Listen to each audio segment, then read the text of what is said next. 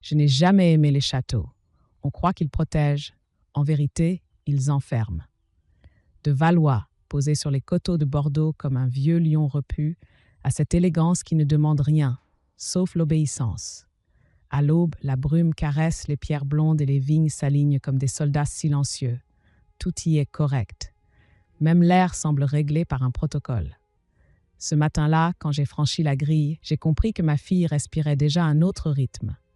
Olivia, Clémentine, disait-il parfois, comme si un surnom pouvait la rendre plus docile. Elle portait sous ses doigts la patience des restaurateurs. Cette façon de toucher le passé sans le brusquer, de le nettoyer sans l'effacer. Elle avançait dans le vestibule avec une lenteur prudente, une main sur son ventre arrondi, l'autre serrant son carnet de croquis. Son pas ne faisait presque pas de bruit sur le marbre, comme si elle avait appris à s'excuser d'exister. Le majordome m'a laissé entrer avec la politesse des gens qui n'aiment pas les surprises. Ici, la courtoisie est un couteau à lame fine. On vous sourit pendant qu'on vous mesure. La galerie des portraits s'ouvrait sur la droite.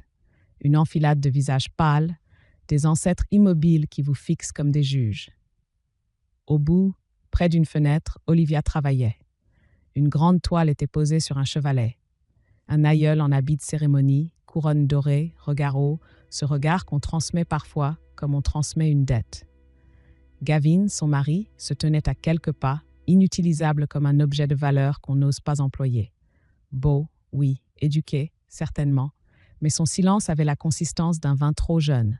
Il promettait et ne donnait rien. « Tu es venu sans prévenir », a-t-il dit. Il n'y avait aucune agressivité dans sa voix, juste cette manière d'annoncer que, dans cette maison, même les mères doivent demander la permission. Je lui ai rendu un sourire. Dans ma famille, on prévient quand on ment, pas quand on aime. Olivia n'a pas levé la tête tout de suite.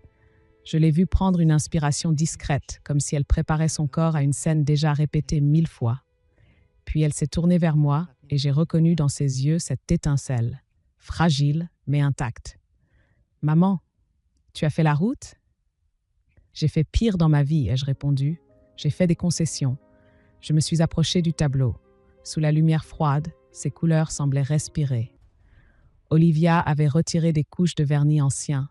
On voyait apparaître des détails qu'on avait peut-être voulu cacher. La finesse d'une bague, la dureté d'une bouche, la brillance d'un bijou. Une voix a glissé derrière nous. Marguerite, Geneviève.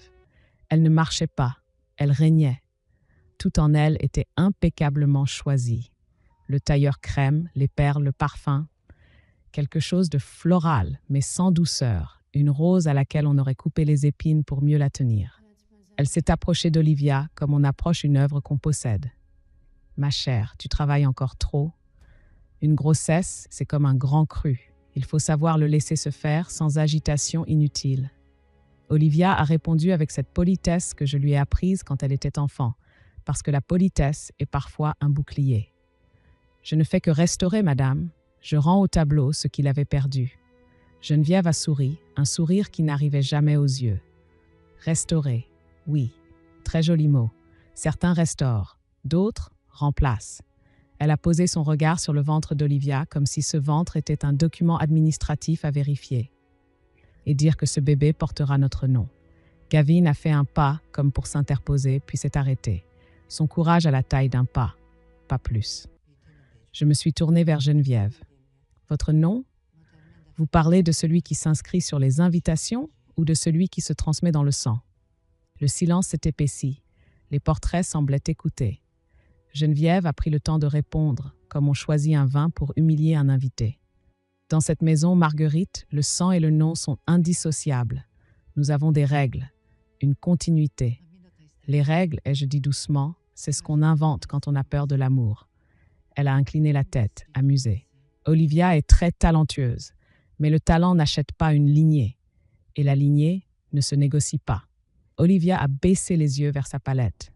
Je l'ai vue serrer le pinceau un peu trop fort. On aurait dit qu'elle retenait une phrase ou un cri. Mais elle ne criait jamais. Elle encaissait comme une femme qui se promet de survivre, pas de plaire. Geneviève a effleuré le cadre du portrait. Ce château, voyez-vous, est une œuvre d'art. On ne le confie pas à n'importe qui, même par amour. Le mot « amour » dans sa bouche avait une saveur de vinaigre. Je me suis rapprochée d'Olivia, assez pour qu'elle sente ma présence, pour qu'elle sache qu'elle n'était pas seule dans cette galerie glacée. « Un château, Madame la Comtesse », ai-je murmuré. « C'est aussi un tombeau quand on y enterre les vivants. » Geneviève a ri, une note courte. « Vous avez toujours eu le goût du drame. »« Non, » ai-je répondu, « j'ai le goût du vrai. » Gavin a enfin parlé d'une voix basse. « Mère, s'il te plaît. » Ce « s'il te plaît » n'était pas une demande. C'était une capitulation. Geneviève l'a regardé comme on regarde un serviteur qui s'excuse d'avoir respiré. « Gavin, mon chéri, je ne fais que protéger ce qui te revient. » Olivia a relevé la tête, et pour la première fois, sa voix a une netteté qui m'a fendu en deux. « Ce qui te revient, ou ce que vous refusez de partager. » Un battement, un seul. Dans cette maison, même les battements de cœur semblent indiscrets. Geneviève a laissé planer un silence, puis elle a déposé son sourire sur Olivia, comme on pose un voile sur un cercueil. Partager, quel mot charmant, mais il y a des parts qui ne se divisent pas. Je savais à cet instant que le danger n'était pas dans ses gestes, il était dans son raffinement, dans cette manière de faire du mal sans jamais salir ses gants. Dehors, les vignes ondulaient doucement sous le vent. À l'intérieur, la galerie gardait son froid de cathédrale. Je me suis penchée à l'oreille d'Olivia. « Tiens-toi droite, ma fille.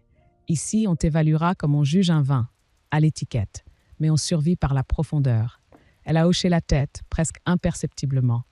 Son regard a glissé vers le portrait, vers cette couronne peinte, trop brillante, trop parfaite, comme si le tableau lui-même cachait une fissure.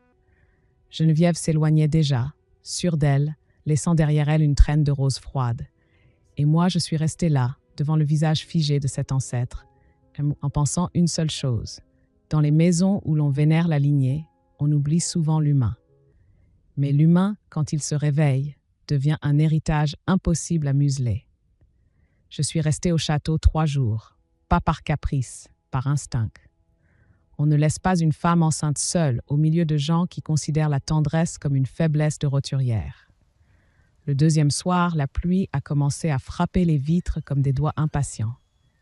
Dans les couloirs, les tapis avalaient les pas et les lustres diffusaient une lumière trop douce pour être honnête. Olivia travaillait tard parce que le silence, pour elle, est une façon de ne pas répondre. Je l'ai trouvée dans la galerie, encore devant le portrait. Gavin était parti régler des affaires, formule qui signifie, dans cette famille, disparaître au moment précis où la vérité demande un témoin. « Tu devrais te reposer, » je dis. Elle a souri sans joie. « Ici, on se repose quand on est morte ou quand on a un titre. » Je me suis approchée. Sous sa lampe, le visage de l'aïeul avait pris un relief nouveau. Olivia avait dégagé, au niveau de la couronne peinte, une couche de vernis plus récente, mal posée, un camouflage. « Regarde » a-t-elle murmuré. Elle a posé la pointe de son scalpel sur un éclat doré, avec une délicatesse chirurgicale.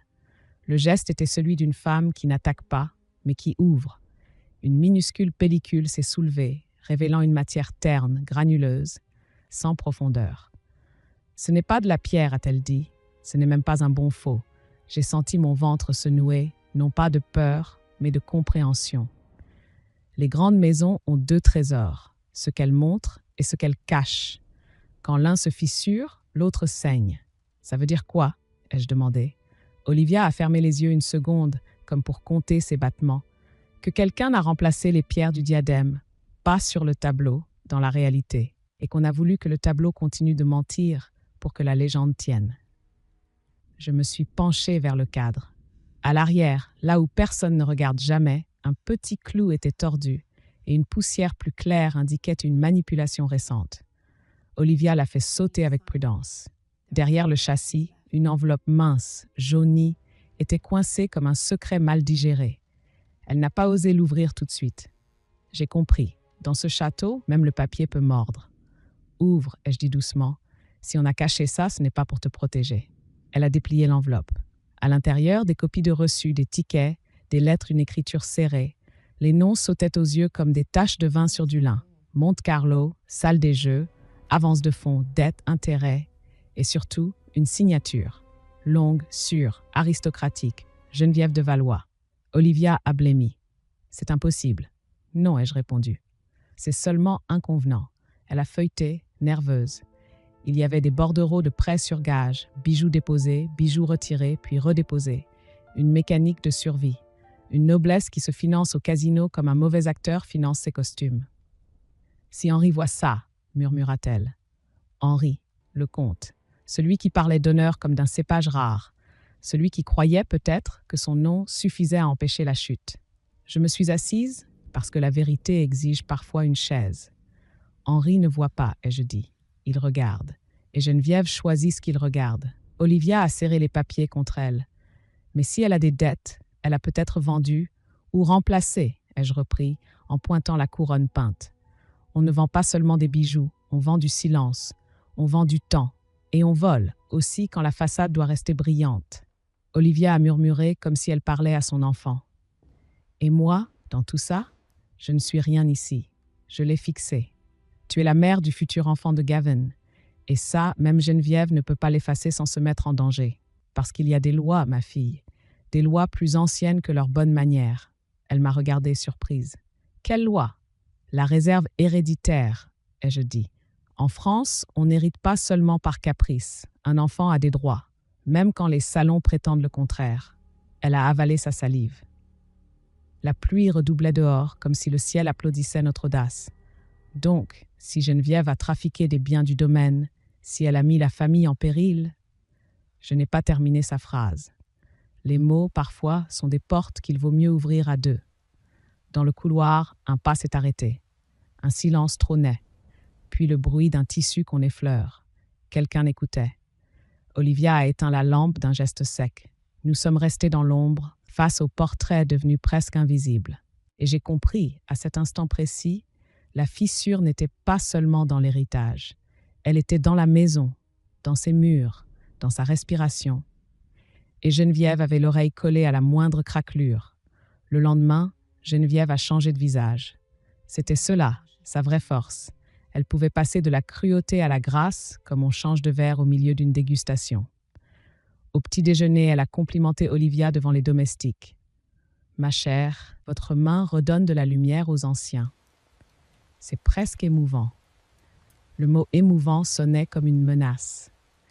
Gavin, assis à côté, a hoché la tête trop vite, heureux d'entendre sa mère parler sans griffer. Henri lisait le journal, ce journal qu'il tenait comme un écran. Il n'a pas levé les yeux. Moi, je regardais les détails, la façon dont Geneviève versait le thé sans une goutte de trop, la façon dont elle choisissait ses phrases comme on choisit un poison inodore. À midi, elle a demandé à Olivia de la rejoindre. « Descendez avec moi à la cave », a-t-elle dit. « Nous devons choisir une bouteille pour le baptême. Une naissance mérite un vin qui raconte une histoire. » Olivia a hésité. Son regard a cherché le mien. Dans ce château, l'hésitation se paye. Et refuser Geneviève, c'était lui offrir une victoire. « J'arrive, madame », a-t-elle répondu. Je me suis levée. « Je viens aussi. » Geneviève m'a regardée, surprise, puis elle a souri. « Mais voyons, Marguerite, je ne voudrais pas vous fatiguer avec nos escaliers. Ils datent d'une époque où l'on n'épargnait pas les genoux. J'ai connu des guerres plus raides que vos escaliers, ai-je dit. Elle n'a pas insisté. Elle savait que trop insister, c'était admettre qu'elle craignait ma présence. Elle s'est contentée de conclure avec douceur. « Alors venez, nous goûterons à la vérité du raisin. » La cave de Valois était une cathédrale souterraine.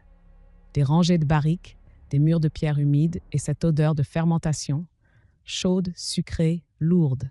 Une odeur de vie qui peut se transformer en piège. En descendant, j'ai senti Olivia ralentir. Sa main glissait sur la rampe. Son autre main protégeait son ventre, geste instinctif, presque animal. Geneviève marchait devant, droite, sûre. Elle aimait cet endroit. Ici, elle n'avait pas besoin de décor. La cave imposait le respect comme elle. « Écoutez », a-t-elle murmuré, comme si elle partageait un secret. Le silence, il n'existe qu'ici. Au-dessus, tout est théâtre. Elle a allumé une petite lampe et l'a orientée sur les barriques. Nous choisissons un vin qui s'ouvre lentement comme une famille, qui a des tanins fermes, mais une finale douce.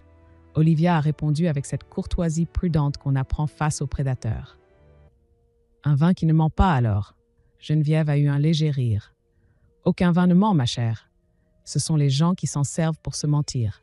Je l'ai vu s'approcher d'un angle, là où des tuyaux couraient le long du mur, reliés aux cuves de fermentation plus récentes. Elle a posé la main dessus avec une familiarité inquiétante, comme si elle savait exactement où toucher. « Vous sentez ?» a-t-elle demandé. « Ce parfum, c'est la promesse du domaine. » Olivia a inspiré, et j'ai vu son visage changer, imperceptiblement. Une seconde de vertige. « Ça pique un peu, a-t-elle dit. « C'est normal, a répondu Geneviève. Le vin est vivant. Il respire. » Je me suis approchée aussi. L'air avait une densité étrange, pas une odeur franche, non, plutôt une lourdeur, comme si l'oxygène s'était retiré d'un pas. « Nous ne devrions pas rester trop longtemps, ai-je dit. Geneviève a tourné la tête vers moi, ses yeux brillaient dans la pénombre. « Vous êtes toujours si méfiante. » Elle a fait un pas en arrière vers l'escalier. « Restez donc encore un instant. Je vais chercher la clé du casier des millésimes. Il serait dommage de choisir un vin médiocre pour un enfant dont l'origine est déjà un sujet de conversation. » La phrase était un coup de lame. Olivia a tressailli. « Madame, Geneviève a levé une main, faussement apaisante. « Allons, ne prenez pas tout au tragique. Ce château adore les histoires. » Et elle est remontée. J'ai entendu ses talons s'éloigner sur les marches. Puis, un bruit sec, une porte, un verrou. Le silence, soudain, est devenu total. Pas un pas, pas une voix. Même la cave semblait retenir son souffle. J'ai tiré la poignée. Elle n'a pas bougé. « Geneviève » ai-je appelé. Aucune réponse. Olivia a porté la main à sa gorge. Son regard s'est embué. « Maman, j'ai du mal à... » Je l'ai prise par les épaules. J'ai senti sous mes doigts la fragilité de ses os, la chaleur de sa peau. L'air s'alourdissait. Le parfum du raisin se changeait en quelque chose de trompeur, un sucre qui endort. Le CO2, invisible, sans odeur, descendait comme une marée lente, s'accumulant au ras du sol, puis montant, patient, méthodique. « Ne t'assieds pas, ai-je ordonné. Reste debout. Lève le menton, respire court. » Ma voix se voulait ferme, mais une peur froide commençait à me serrer. Parce que je savais, ici, la mort n'avait pas besoin de violence. Elle n'avait besoin que d'un bon mécanisme et d'une femme élégante qui sait tourner un robinet sans se salir les mains. Olivia a vacillé. Je vois flou. Je l'ai soutenue, cherchant des yeux une grille, une ouverture, une circulation d'air. Rien. La cave était parfaite, comme Geneviève. Et au-dessus de nous, le château continuait de briller, ignorant ou feignant d'ignorer que dans ses entrailles, une rose blanche était en train d'étouffer en silence. Je n'étais pas censée être là. C'est la vérité la plus simple et la plus honteuse. Si j'avais su que Geneviève verrouillerait la cave, je ne l'aurais pas laissé nous séparer. Mais dans une maison comme de Valois, on apprend trop tard que le danger se présente toujours avec un sourire. Quand la porte s'est refermée derrière Geneviève, j'ai d'abord cru à une humiliation, une mise en scène. Puis l'air a changé et l'humiliation a pris la forme d'une urgence. Je tirais, je frappais, j'appelais. Ma voix se perdait dans la pierre. Olivia, elle, glissait doucement vers l'intérieur d'elle-même, comme si le château aspirait sa lumière. Je l'ai maintenue debout, bras autour de sa taille, mon front contre le sien, à lui souffler des mots simples. « Reste avec moi, regarde-moi. Encore. » Je ne voulais pas qu'elle entende la panique dans ma gorge. Le temps, dans une cave, est un animal pervers. Il vous semble immobile, puis soudain, il vous mord. Je ne sais pas combien de minutes ont passé.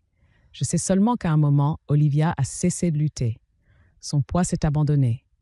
Et là, mon instinct s'est mis à hurler plus fort que ma raison. Je ne suis pas une femme qui prie. Je suis une femme qui agit. J'ai cherché dans ma poche le petit flacon que je garde toujours, comme d'autres gardent un chapelet, un mélange d'huiles essentielles, de romarin et de menthe poivrée, quelque chose de vif, de tranchant, qui réveille. Je l'ai approché de ses narines. « Olivia, respire, reviens. » Ses paupières ont frémi. Un signe, un fil. Je m'y suis accrochée comme à une corde dans le vide, mais je savais, seule, je ne l'extrairais pas. Seule, je ne briserais pas cette porte, conçue pour protéger des grands crus et enfermer des vivants. C'est alors que j'ai fait ce que toute mère fait quand le monde se referme. J'ai appelé l'homme qui, lui, sait ouvrir les serrures de la peur. Marcus. Mon téléphone capta à peine. Une barre, une miséricorde. Marcus de Valois, maintenant. Il n'a pas posé de questions. Les anciens gendarmes ont cette qualité rare. Ils entendent la vérité dans la respiration. Quand il est arrivé, la nuit commençait à tomber. La pluie avait lavé les graviers de la cour et le château, sous ses lumières, ressemblait à une fête. Une fête au-dessus d'un crime. Le majordome, droit comme un couteau, a tenté de l'arrêter dans le vestibule. Monsieur, vous ne pouvez pas. Marcus a montré sa carte d'un geste sec. Je peux quand une femme enceinte ne répond plus et que l'air du domaine sent la cave fermée. Le majordome a pâli. Ici, on craint la police comme on craint une tache sur un nom. Henri est apparu, enfin dérangé dans son confort. Que se passe-t-il, Marguerite? Je l'ai fixé. J'ai choisi chaque mot comme on choisit un témoin. Ce qui se passe, monsieur le comte, c'est que votre château avale ma fille et que votre épouse tient la cuillère. Il a voulu protester, par réflexe d'homme honorable. Mais l'odeur l'a arrêté. Cette lourdeur sucrée, ce souffle de fermentation qui ne devrait pas s'inviter dans un salon. J'ai suivi l'air. Je sais reconnaître les plantes, les humeurs, les vapeurs. Le CO2 ne sent rien, mais la cave, elle, parle par signes. Une humidité trop vive près d'un mur, une fraîcheur anormale, un courant absent. Là ai-je dit, sous l'escalier des offices. Marcus a couru, il a trouvé la porte, il a tenté la poignée. Verrouillée, reculée, a-t-il ordonné. Un coup d'épaule. La porte a tremblé. Un second. Le bois a gémi. Au troisième, le verrou a cédé avec un craquement qui m'a semblé être un cri. L'air est sorti comme une bête libérée. Froid. Dense. Nous avons descendu les marches. Olivia était là, contre le mur, ma main encore posée sur elle, comme si je pouvais empêcher la vie de s'échapper par la peau. Marcus l'a soulevée avec une précaution inattendue. Les hommes forts savent parfois être délicats quand ils ont vu trop de drames. Je lui ai frotté les tempes avec mon mélange. J'ai stimulé sa respiration. J'ai parlé près de son oreille, comme on parle à une enfant qui traverse un cauchemar. Tu es ici. Tu m'entends. Tu reviens. Ses lèvres ont bougé. Un souffle infime, mais réel. Et pendant qu'on la remontait vers la lumière, j'ai levé les yeux vers le haut des marches, vers l'ombre du château. Je n'ai pas vu Geneviève, bien sûr que non. Les femmes comme elles ne se tiennent jamais près de leurs actes. Elles préfèrent être au-dessus, impeccables, pendant qu'en dessous, le silence fait le sale travail. Je n'ai pas appelé la police, pas tout de suite. C'est une décision qui se juge facilement de l'extérieur avec la morale bien repassée. Mais je connaissais Geneviève et je connaissais ce château. Ici, un scandale n'éclate pas. Il se dissout. Il se noie dans les relations, dans les titres, dans les dîners où l'on s'excuse avec un grand cru. Olivia, allongée dans une chambre d'amis, respirait enfin. Sa peau avait repris un peu de couleur, mais son regard restait comme fendu, comme si elle venait de voir l'envers du décor. Marcus montait la garde sans en avoir l'air. Assis près de la fenêtre, il lisait un vieux journal, mais ses yeux surveillaient la porte. Henri avait envoyé chercher un médecin de famille, un homme discret, cher, qui soigne la réputation avant de soigner le corps. Je l'ai stoppé net. Pas lui. Henri s'est raidi. « Madame, je vous assure. »« Vous assurez quoi, docteur ?» ai-je demandé calmement. « Que ma fille a fait un malaise de grossesse dans une cave verrouillée de l'extérieur? Que l'air s'est trompé de direction ?» Il a baissé les yeux. Il savait. Il ne voulait pas savoir. Henri a tenté de reprendre le contrôle avec son vocabulaire d'honneur. « Marguerite, je suis désolée, mais il faut éviter les conclusions hâtives. » Je l'ai regardé comme on regarde un homme qui croit encore que la vérité se négocie. Dans votre monde, monsieur le comte, on évite les conclusions. Dans le mien, on évite les enterrements. Cette nuit-là, quand Olivia s'est enfin endormie, j'ai pris une décision plus froide que le marbre du vestibule. Si Geneviève avait voulu la tuer, elle recommencerait. Pas par rage, par nécessité. Une femme acculée par ses dettes et par la peur de perdre le trône domestique devient méthodique. Je me suis assise au bord du lit d'Olivia. « Écoute-moi » ai-je murmuré. « Tu vas disparaître. » Ses yeux se sont rouverts, pleins d'une panique neuve. Disparaître? Pas mourir, pas vraiment. Mais pour eux, oui. Pour Geneviève, oui. Tu vas devenir une absence qui la rendra imprudente. Olivia a secoué la tête. Gavin, le nom est sorti comme une excuse, comme une chaîne. Gavin est faible, ai-je répondu sans cruauté. Il aime comme on aime dans les familles riches, en silence, avec la peur de déplaire. Il ne te sauvera pas, il t'attendra. Marcus, dans l'ombre, a posé son journal. Elle a raison, a-t-il dit. Si on porte plainte maintenant, ils vont appeler leurs avocats, leurs médecins, leurs amis. Et demain, ta cave deviendra un incident technique. Olivia a fermé les yeux. Une larme a coulé, sans bruit. Et si je refuse? Je lui ai pris la main. J'y ai mis toute ma tendresse, mais aussi toute ma dureté de mère. Alors tu restes ici, dans une maison où l'air peut se transformer en arme. Et ton enfant deviendra un argument dans une bataille de salon. Elle a frissonné. La peur, enfin, changeait de camp. Elle cessait d'être paralysie, elle devenait lucidité. Nous avons préparé la scène en moins de 24 heures, avec une précision presque indécente. Une valise légère, des papiers, des vêtements neutres. Marcus a trouvé un ancien collègue, loin dans une commune discrète où personne ne connaît les Devalois et où les rosiers poussent sans demander de titre. Pour le château, Olivia a eu un malaise grave, transportée d'urgence. Puis, silence, un silence contrôlé, un silence que Geneviève adore parce qu'il lui appartient. Le lendemain, Geneviève est apparue au petit déjeuner, plus blanche que sa porcelaine, mais parfaitement maquillée. Elle a joué la comédie de l'inquiétude, comme on joue un morceau appris par cœur. La pauvre enfant, quelle fragilité. Vous voyez, Henri, je vous l'avais dit. Il ne faut pas trop solliciter une femme dans cet état. Henri a hoché la tête, absent, inquiet, mais encore incapable d'imaginer le monstre dans son salon. Gavin, lui, avait les yeux rouges. Il cherchait Olivia partout, comme un homme qui a perdu un objet précieux et qui n'ose pas demander à qui il appartenait vraiment. Geneviève s'est tournée vers moi et dans son regard, j'ai vu une lueur brève. Non pas du regret, mais du calcul. « Marguerite, a-t-elle dit doucement, je suis certaine que vous ferez ce qu'il faut pour éviter les ragots. » Je lui ai rendu son sourire. « Bien sûr, Madame la Comtesse. Je fais toujours ce qu'il faut. » Elle a cru entendre une soumission. Elle ne savait pas qu'elle venait, sans le vouloir, d'applaudir à sa propre chute.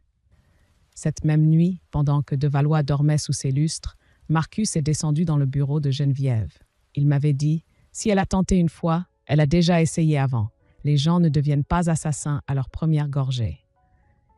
Et moi, dans la pénombre, j'ai attendu le retour de mon frère, comme on attend la preuve qui transforme la peur en justice.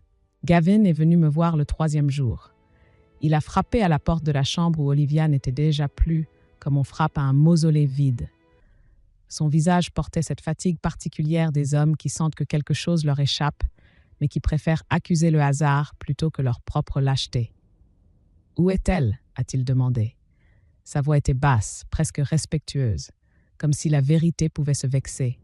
« En sécurité » ai-je répondu. Il a passé une main dans ses cheveux, geste nerveux, hérité sans doute de son père. Puis il a soupiré. « Maman dit que tout cela est un accident, une mauvaise coïncidence. » Je l'ai regardé longtemps. Chez Gavin, le drame n'était pas la méchanceté, c'était l'absence de colonne vertébrale.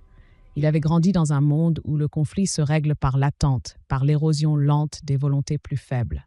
Ta mère ment comme elle respire, Gavin, et tu le sais. Il a levé les yeux vers le plafond, comme si les moulures pouvaient lui fournir une réponse acceptable. Tu ne comprends pas si tout s'effondre. Le domaine, le nom survivra très bien sans toi, ai-je coupé. Mais Olivia, elle n'aurait pas survécu une seconde fois. Il a blêmi. Pour la première fois, j'ai cru voir une fissure réelle dans son armure de velours. Tu l'accuses de quoi exactement? De ce que tu refuses de nommer. Parce que nommer, c'est agir. Il a fait quelques pas dans la pièce, prisonnier de ses propres contradictions. Si je me dresse contre elle, je perds tout. Je me suis approché, suffisamment pour qu'il sente mon souffle. Non, tu perdras ton confort. Ce n'est pas la même chose. Il a baissé la tête. Dans ce geste, j'ai reconnu l'enfant que Geneviève avait façonné. Un homme dressé pour hériter, pas pour protéger. Henri, lui, observait. Depuis la cave, quelque chose avait changé dans sa façon de regarder sa femme. Ce n'était pas encore de la lucidité, plutôt une inquiétude sourde, comme un amateur de vin qui découvre une odeur étrangère dans sa bouteille préférée. Au dîner, Geneviève parlait trop. Elle remplissait le silence de commentaires sur les invités du prochain gala, sur les fleurs, sur les millésimes à ouvrir. Elle construisait un avenir bruyant pour étouffer le passé immédiat. Cette année, disait-elle, le gala devra être irréprochable. Les Devalois se doivent de rassurer. Rassurer qui? Les banques, les créanciers invisibles ou sa propre peur. Marcus est revenu tard dans la nuit. Il n'a pas frappé. Il est entré comme on entre dans un lieu où l'on n'est plus invité. Elle cache mal ses traces, a-t-il dit simplement. Il a posé sur la table un dossier mince, trop mince pour contenir une vie, assez pour en détruire une autre. À l'intérieur, des lettres manuscrites, anciennes, où Geneviève suppliait un prêteur monégasque de lui accorder un délai, des reconnaissances de dettes, des listes de bijoux décrits avec une précision amoureuse. Et plus glaçant encore, une ordonnance, vieille de plusieurs années, pour une plante bien précise. Une plante que je connaissais trop bien. Elle l'a utilisée avant, ai-je murmuré. Marcus a hoché la tête. Une fausse couche inexpliquée à l'époque, classée. Personne n'a voulu chercher plus loin. J'ai fermé les yeux un instant. Les femmes comme Geneviève ne voient pas les enfants comme des vies, mais comme des variables. Henri doit voir ça, ai-je dit. Il commence à voir, a répondu Marcus. Mais il n'est pas encore prêt à admettre qu'il a dormi avec le poison. Le gala approchait. Je le sentais dans l'agitation du château, dans les commandes de fleurs, dans les répétitions de sourires. Geneviève s'y accrochait comme à une scène finale qu'elle croyait écrite pour elle. Olivia, elle, se taisait. De loin. Son silence n'était plus une soumission, c'était une stratégie. Et moi, chaque soir, je regardais les rosiers du jardin depuis la fenêtre.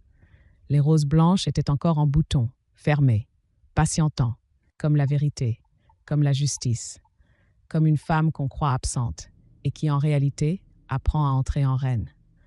Le gala annuel de Valois n'était pas une fête, c'était une messe, une liturgie mondaine où l'on communiait avec du champagne et où l'on confessait en souriant. On y venait pour se rassurer. La noblesse existe encore. Le domaine tient debout. Le nom n'a pas tremblé. Geneviève, ce soir-là, portait une robe couleur ivoire, presque indécente dans sa pureté. Ses diamants brillaient comme des étoiles trop proches. Elle avait disposé les salons comme un musée. Roses blanches en bouquets serrés, nappes lourdes, argenterie polie, à en faire mal aux yeux. De la musique de chambre glissait dans l'air, un quatuor discret, comme si le drame devait rester une affaire de bonne éducation. Henri accueillait les invités avec cette dignité usée des hommes qui jouent leur rôle depuis trop longtemps. Gavin, à son bras, semblait déjà absent, sourire mécanique, regard qui évitait les miroirs. Moi, j'étais dehors. Dans l'allée des platanes, la nuit sentait la terre humide et la vigne. Marcus attendait près de la voiture, son manteau sombre confondu avec l'ombre. Il avait ce calme des hommes qui savent où se trouve la sortie d'urgence. « Tu es sûr ?» a-t-il demandé. Je n'ai pas répondu tout de suite. La question n'était pas sûre. La question était nécessaire. Dans mes mains, j'avais un bouquet de roses blanches. Pas trop ouvert, pas trop parfait, comme si la fleur elle-même savait qu'elle allait servir de message. Autour des tiges, j'avais noué un ruban simple, sans blason. La noblesse du geste, pas celle du tissu. Nous sommes entrés sans invitation. Ou plutôt, nous sommes entrés comme entrant les vérités qu'on n'a pas conviées. Le majordome a eu un mouvement de recul, puis il s'est ressaisi.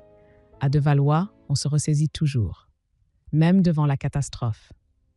Les conversations se sont ralenties à notre passage, comme une musique qu'on baisse sans le dire. Les regards ont glissé sur moi, la mère de la restauratrice, la femme du dehors, celle qui n'a pas appris à mentir avec élégance. Geneviève m'a vue immédiatement. Elle s'est approchée avec un sourire éclatant, trop éclatant comme une lumière qui cherche à brûler ce qu'elle éclaire. Marguerite, quelle surprise! Vous avez fait le voyage pour nous honorer? J'ai incliné la tête, polie. Je n'honore jamais une maison, Madame la Comtesse. J'honore les vivants. Et parfois, la vérité. Elle a serré son éventail à peine, un geste minuscule. Ici, tout se joue dans le minuscule. J'espère que votre fille se remet, a-t-elle dit en appuyant sur chaque syllabe. La grossesse rend si fragile. Je lui ai tendu le bouquet. Pour vous, le blanc des roses a semblé éclairer son visage. Une seconde, son sourire a vacillé, parce que ces roses n'étaient pas décoratives. Elles étaient accusatrices. C'étaient les roses d'Olivia. Les roses qu'elle aimait. Les roses qu'elle n'aurait peut-être jamais revues si Geneviève avait réussi. « Comme c'est délicat », a murmuré Geneviève. « Oh, je suis toujours délicate », ai-je répondu, quand j'ai quelque chose à dire. Je lui ai remis en même temps une enveloppe épaisse. Le papier crème semblait banal. Mais je savais que dans cette maison, le papier a plus de pouvoir qu'un cri. Geneviève a gardé l'enveloppe entre ses doigts comme on tient un objet contaminé. « Qu'est-ce que c'est ? Des souvenirs », ai-je dit doucement, « de ceux qui coûtent cher à Monaco. » Un frisson a parcouru la pièce. Pas un frisson visible, non, un frisson de bonne société.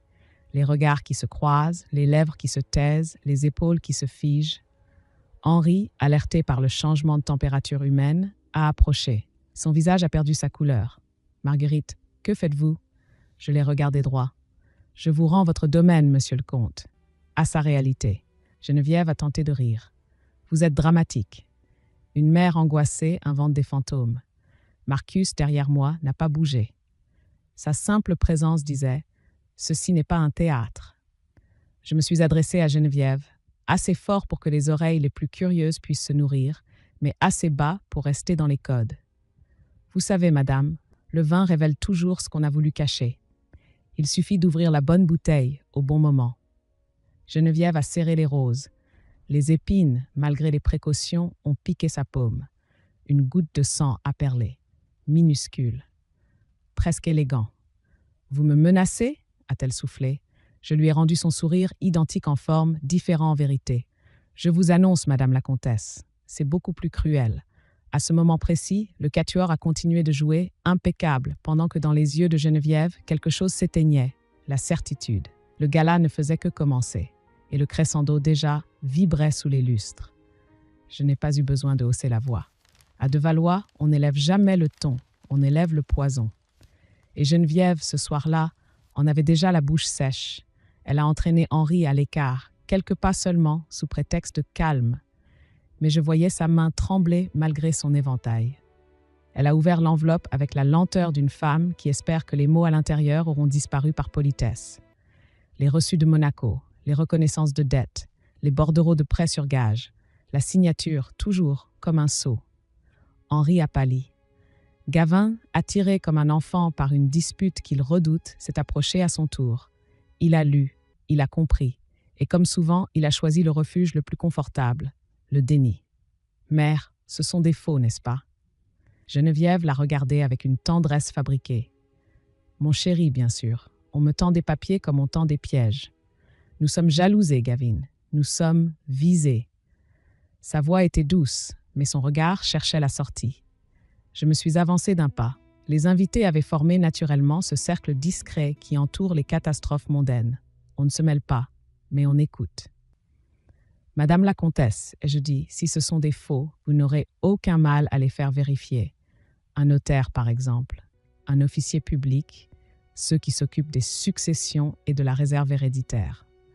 Le mot a claqué comme un verre qu'on pose trop fort. Réserve héréditaire. Ici, on préfère parler d'arbre généalogique, pas de loi. Henri a redressé la tête. Pourquoi parlez-vous de cela ? Je l'ai fixé. Parce qu'un enfant à naître est déjà un héritier. Et parce qu'une maison qui cache des dettes finit par vendre ses bijoux, puis sa dignité. Geneviève a eu un rire court, presque étouffé. « Vous êtes venu faire un procès au milieu d'un gala ?»« Non, ai-je répondu. Je suis venu éviter que la justice ne se perde dans vos salons. » Elle a serré plus fort les roses blanches. Les pétales frémissaient, comme des lèvres qui n'osent pas parler. Et alors, l'air a changé. La grande porte du salon s'est ouverte sans fracas. Pas de musique qui s'arrête, pas de scène vulgaire, juste un courant d'air froid et des regards qui se tournent d'un seul mouvement, comme des tournesols devant un soleil inattendu. Olivia est entrée. Elle portait une robe sombre, sobre, taillée pour une reine qui n'a pas besoin de broderie. Sa grossesse arrondissait sa silhouette avec majesté. Son visage était calme, pas de colère apparente, pas de larmes, juste cette lumière intérieure des femmes qui ont cessé de demander la permission. Les invités ont retenu leur souffle. Certains ont reculé, comme si un fantôme venait de traverser le seuil. Geneviève, elle, a blanchi. Ses lèvres se sont entr'ouvertes. Ce n'est pas possible. Olivia a avancé lentement jusqu'au centre du salon. Elle a salué Henri d'un signe respectueux. Puis Gavin, son regard sur lui a été bref, une caresse et un jugement dans le même silence. « Bonsoir » a-t-elle dit, un seul mot. Et la salle s'est figée.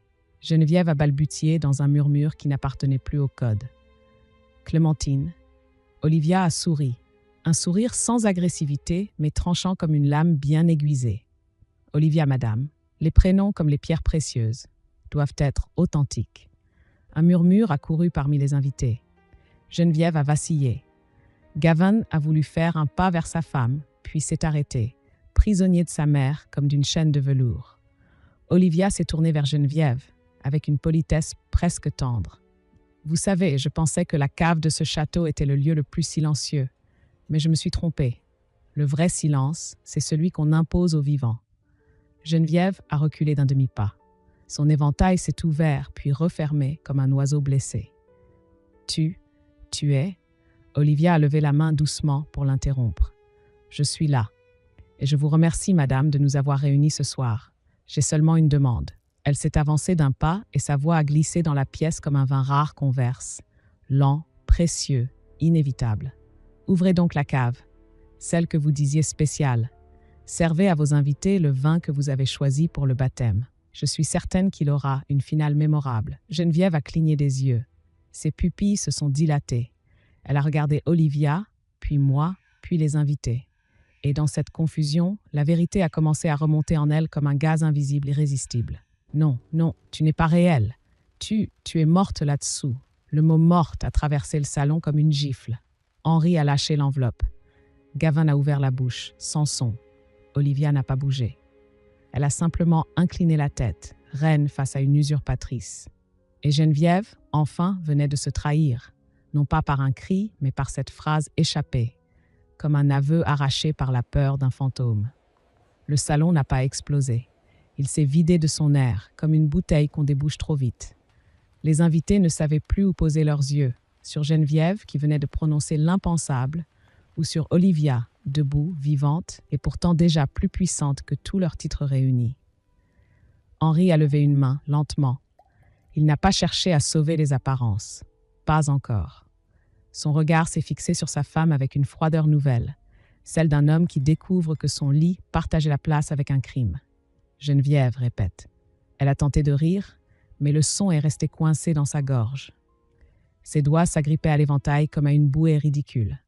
Henri, ce n'est pas. Tu vois bien, j'ai parlé sous le choc. Cette fille me provoque. Olivia n'a pas ajouté un mot. Elle s'est contentée de se tenir droite comme une statue de justice. Moi, j'ai senti en elle une discipline admirable. Ne pas humilier, ne pas s'abaisser, laisser les faits faire leur travail. Henri s'est tourné vers le majordome. Faites sortir les invités, poliment, et fermez les portes. Les mots poliment et fermés ont coupé le gala en deux. Le quatuor a cessé de jouer. Les coupes ont été reposées. Les sourires ont fui, remplacés par cette curiosité honteuse qu'on emporte en manteau de fourrure. En quelques minutes, le salon est redevenu un espace privé, un tribunal sans robe, mais avec des lustres. Henri a fixé Gavin. « Toi aussi reste. » Gavin a eu un réflexe de fuite, puis il s'est immobilisé comme si ses chaussures étaient soudain clouées au parquet. Quand nous avons été seuls, Geneviève, Henri, Gavin, Olivia, Marcus et moi, l'air a changé une seconde fois. Moins parfumé, plus vrai.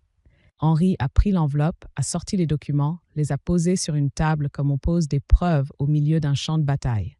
« Monaco », a-t-il dit d'une voix basse. « Les bijoux, les dettes, les pierres. » Geneviève a suivi du regard comme si chaque page la giflait. « Ce sont des affaires privées, Henri. Des erreurs, rien de plus. »« Des erreurs », a répété Henri. « Et la cave, c'était une erreur aussi ?» Elle a blanchi, puis a relevé le menton, retrouvant par réflexe son costume de comtesse. « Tu vas croire cette femme plutôt que ta propre épouse ?» Henri a eu un sourire triste. « Je croyais ma propre épouse depuis 30 ans. C'est cela, mon tort. » Il s'est tourné vers Olivia. « Dites-moi ce qui s'est passé. » Sans théâtre. Olivia a parlé enfin. Peu, mais chaque phrase est une pierre posée sur une tombe. Elle m'a invité à choisir un vin. Elle a fermé la porte. L'air m'a manqué. Ma mère était là. Sans elle, je ne serais pas debout. Geneviève a éclaté, mais sans élégance cette fois. Mensonge, elle dramatise. Elle veut prendre ma place. Je me suis avancée. Votre place dans quoi, madame? Dans le salon? Dans le lit? Ou dans le coffre? Marcus a posé la main sur le dossier. Il y a plus, a-t-il dit. Il a sorti la vieille ordonnance, la note médicale et une lettre plus ancienne encore écrite d'une main tremblée. Une confession incomplète, un fragment. Cette plante provoque des contractions, a-t-il ajouté. Utilisée à forte dose, elle peut provoquer une fausse couche. Gavin a reculé comme frappé. « Mère, non !» Geneviève a tourné vers lui un regard presque maternel. « Presque. Gavin, mon amour, tu ne comprends pas. Tout ce que j'ai fait, c'était pour toi, pour que tu hérites, pour que tu ne sois pas ridiculisé. Henri a respiré lentement, comme un homme qui avale un verre trop amer. Hérité, a-t-il dit. Voilà donc le Dieu de cette maison. Il s'est redressé. Dans ce pays, Geneviève, il y a des lois, et elles ne s'inclinent pas devant tes perles. La réserve héréditaire garantit une part à l'enfant. Olivia porte déjà un héritier. Et toi, tu as mis sa vie en danger pour protéger une façade. Geneviève a murmuré, presque inaudible. Tout ceci restera dans la famille. Henri s'est approché 1 mètre d'elle, pas plus. Son regard était calme, mais sans pitié. Non, ce qui restera dans la famille, c'est la vérité. Et ce qui sortira, c'est toi. Elle a eu un spasme de rire, hystérique, puis elle s'est reprise, vite, cherchant encore une issue dans le protocole. « Tu n'as pas le droit. Je suis la comtesse. Tu es mon épouse, » a dit Henri. « Et tu as trahi ce que votre nom prétend représenter. » Il a regardé Marcus. « Vous avez des copies de tout ?»« Oui, » a répondu Marcus. Henri a acquiescé, puis s'est tourné vers moi et Olivia. « Je ne veux pas un scandale public ce soir, pas encore. Mais je veux un acte, un écrit. » Geneviève a froncé les sourcils. « Un écrit ?» Henri a pris une feuille en tête du domaine. Il a parlé comme un homme qui soudain se souvient qu'il est le maître, non par caprice, mais par responsabilité. « Tu vas signer une reconnaissance des faits, une renonciation à toute gestion du patrimoine, et tu quitteras de Valois, définitivement. » Gavin a voulu protester. « Père, » Henri l'a coupé d'un regard. « Toi, tu te tairas. Ton silence a déjà coûté trop cher. » Geneviève a tremblé. Une seconde, je l'ai vue nue, sans masque, une femme qui s'effondre parce que sa scène lui échappe. « Si je signe, tu me détruis. » Henri a répondu sans élever la voix. « Non, Geneviève, je te retire simplement le privilège de détruire les autres. » Et sous les lustres éteints du gala, la comtesse a compris que sa plus grande peur n'était pas la justice, mais l'écriture. Parce qu'un papier, cette fois, ne pourrait pas se dissoudre dans le vin. 1 an plus tard, de Valois ne ressemblait plus à un décor. Il respirait autrement. Les mêmes pierres, les mêmes vignes, mais une autre atmosphère, comme si l'on avait enfin entrouvert une fenêtre restée fermée trop longtemps. Le matin de la naissance, le ciel de Bordeaux était clair, lavé par une pluie nocturne. Les rosiers du jardin, ceux que Geneviève faisait tailler avec une rigueur presque militaire, avaient repris une forme plus libre. Les roses blanches, surtout, s'ouvraient sans demander l'autorisation à personne. Olivia avait accouché loin du château, dans une petite clinique discrète où les infirmières parlaient bas, non par snobisme, mais par respect. Je me souviens de sa main qui serrait la mienne, de sa respiration contrôlée, de cette dignité qui ne l'avait jamais quittée, même dans la douleur. Elle n'a pas crié, elle a traversé. Quand on a posé l'enfant contre elle, j'ai vu quelque chose se réparer dans ses yeux. Une petite fille, une peau couleur miel, lumineuse, comme si le soleil avait décidé de signer lui-même ce nouveau chapitre. Ses doigts se sont refermés sur un brin de tissu, avec la force sérieuse des nouveau-nés. La vie, quand elle arrive, ne négocie pas. « Elle est parfaite », a murmuré Olivia. Je n'ai pas répondu tout de suite. J'ai simplement regardé cet enfant et j'ai pensé « voilà la véritable noblesse ». Pas celle des titres, mais celle de l'élan, celle qui ne doit rien à personne. Henri est venu le lendemain, sans cortège, sans grand discours. Il avait vieilli en 1 an comme certains hommes vieillissent en 10, quand leur aveuglement tombe d'un coup. Il s'est tenu près du berceau, maladroit, touché, presque humble. Je lui ai déjà ouvert un livret à son nom, a-t-il dit. Et j'ai fait établir les actes nécessaires, chez le notaire. Le mot notaire, dans sa bouche, n'avait plus l'arrogance des puissants. Il avait la gravité de quelqu'un qui a compris que la loi protège parfois mieux que l'honneur. La réserve héréditaire, a-t-il ajouté hésitant. Je n'avais jamais voulu la voir comme une limite. Aujourd'hui, je la vois comme une protection. Je l'ai regardé. Il cherchait un pardon sans le demander. Les limites, monsieur le comte, ai-je répondu doucement, sont faites pour empêcher les monstres de se croire éternels. Il a baissé la tête, puis il a posé près du berceau une petite boîte. À l'intérieur, une broche ancienne, une rose blanche en or fin. Pas de pierre ostentatoire, juste un travail d'artisan. Elle appartenait à ma mère, a-t-il dit, pas à Geneviève. Et je veux qu'elle revienne, à quelqu'un qui la portera sans en faire une arme. Olivia a pris la broche, l'a observée comme elle observe un tableau, en quête de vérité, pas d'apparat. « Merci, Henri », a-t-elle dit simplement. Gavin est arrivé après, plus tard, trop tard, comme toujours. Il avait les yeux cernés, les épaules moins droites. On aurait dit qu'il avait enfin compris que l'héritage n'est pas ce qu'on reçoit, mais ce qu'on protège. Il s'est approché du berceau, a tendu un doigt et l'enfant l'a saisi immédiatement. Ce geste, minuscule, l'a fait trembler. Il a regardé Olivia et sa voix s'est brisée sans bruit. « Je suis désolée. » Olivia l'a observé longtemps. Puis elle a répondu avec une douceur qui n'était pas faiblesse. « Les excuses ne changent pas le passé, Gavin. Elles changent seulement ce que tu feras après. » De Valois, pendant ce temps, continuait de tourner. Les vendanges, les comptes, les visites. Mais la gestion n'était plus entre des mains tremblantes de vanité.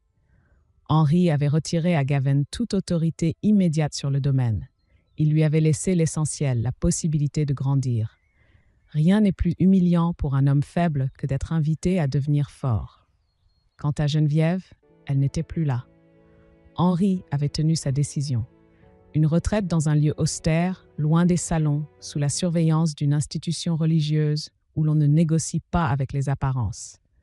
Elle vivait, disait-on, entourée de silence, le seul luxe qu'elle n'avait jamais su contrôler. Un après-midi, quelques semaines après la naissance, nous sommes revenus au château. Pas comme des invités, comme des habitantes. Dans le jardin, Olivia s'est assise près des rosiers, l'enfant contre elle. Le soleil glissait entre les feuilles. L'air sentait la terre, le vin à venir et les roses blanches enfin ouvertes. « Tu vois, maman, a-t-elle murmuré, ce château n'est plus une prison. Je l'ai regardé. J'ai vu son dos droit, son visage apaisé. J'ai vu la petite main de l'enfant s'accrocher à un pétale tombé.